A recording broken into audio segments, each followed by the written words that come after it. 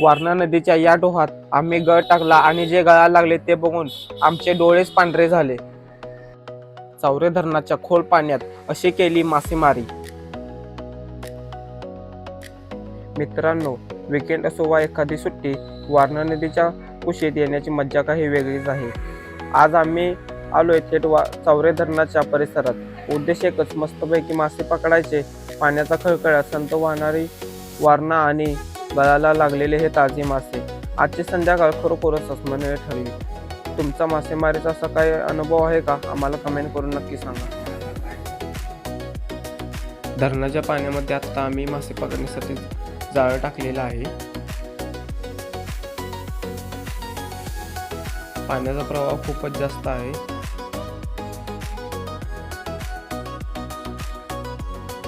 मित्रांनो, तुम्ही बघू शकता त्यामध्ये 2 मासे अडकलेले सुद्धा आहेत. भरपूर मासे आहेत, पण जाळ्यामध्ये काही जास्त मासे येतच नाही. आता आम्ही जाळं वर वळत आहे कारण त्यामध्ये मासे अडकलेले आहेत. आज मस्तपैकी मज्जा करायची. माशांचं कालवण. हे बघा मासं.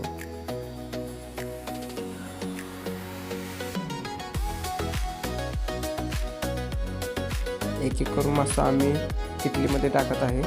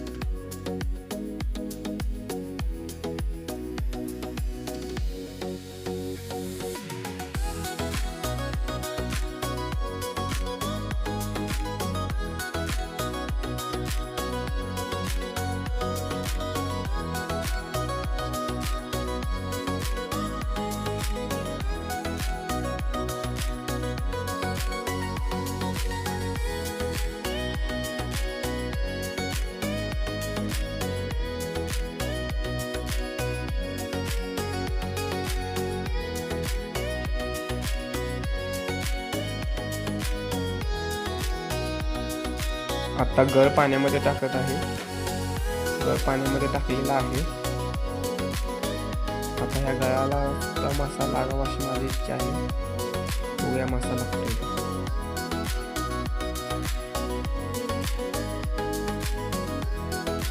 आता प्रतीक्षा करत आहे. मित्रांनो, गळाला मासा लागलेला आहे. आता आम्ही तो गळ खेचत आहे. बघूया मासा लहान आहे की मोठा आहे.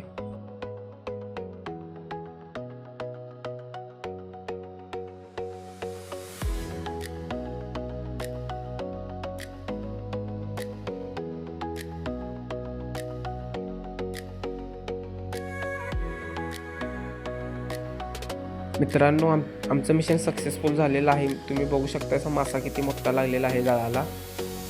आज मस्तपैकी झणझणीत